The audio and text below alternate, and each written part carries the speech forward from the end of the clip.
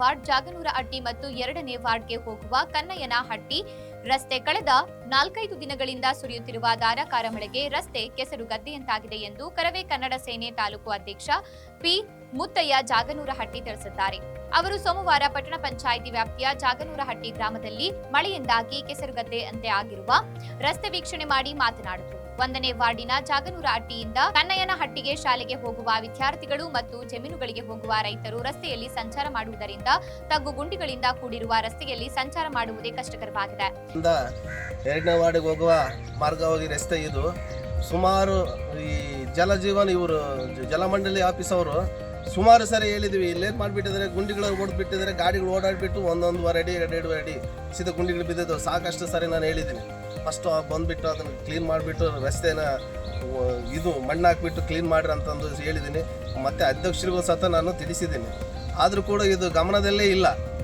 ಓಡಾಡೋಕ್ಕೂ ಆಗಲ್ಲಮ್ಮ. School ಮಕ್ಕಳು ಆಟ ಬರೋದು ಕನ್ನಯ್ಯನಹಟ್ಟಿಯಿಂದ 1.5-2 ಕಿಲೋಮೀಟರ್ ಆಗುತ್ತೆ. ಊರಿಗೆ ಬಂದು ನಡ್ಕೊಂಡು ಬರ್ತಿದ್ದಾರೆ, ಆಟಗಳು ಹೋಗ್ತಿಲ್ಲ. ವಾರ್ಡ್ ನಂಬರ್ 1ರಿಂದ 2ನೇ ವಾರ್ಡ್ಗೆ ಹೋಗುವ ಕನ್ನಯ್ಯನಹಟ್ಟಿ ಹೋಗುವ ರಸ್ತೆ ಭಾಳ ಸ್ಥಗಿತಗೊಂಡಿದೆ.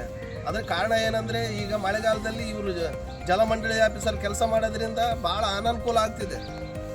ಯಾಕೆ ಅನನುಕೂಲ ಆಗ್ತಿದೆ ಅಂದರೆ, ಇವತ್ತು ಅವ್ರ ಗುಂಡಿ ಹೊಡೆದು ನಾಳೆ ಮಳೆ ಬರುತ್ತೆ. ಆ ಗಾಡಿ ಹೋದ ತಕ್ಷಣ ಗಾಡಿ ಒಳಗಡೆ ಸೀದಾ ಎಷ್ಟು 1-1.5 ಅಡಿ ಗುಂಡಿ ಬೀಳ್ತವೆ. ಅದು ಭಾಳ ಇದಾಗಿದೆ.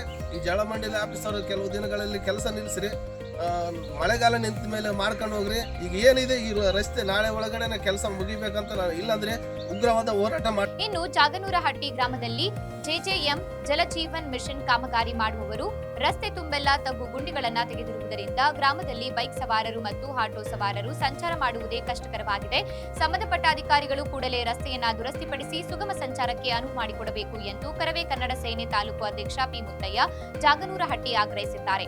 ಇದೇ ಸಂದರ್ಭದಲ್ಲಿ ಗ್ರಾಮಸ್ಥರಾದ ನಿಜಲಿಂಗಪ್ಪ, ನಾಗೇಂದ್ರಪ್ಪ ಇತರರು ಹಾಜರಿದ್ದರು.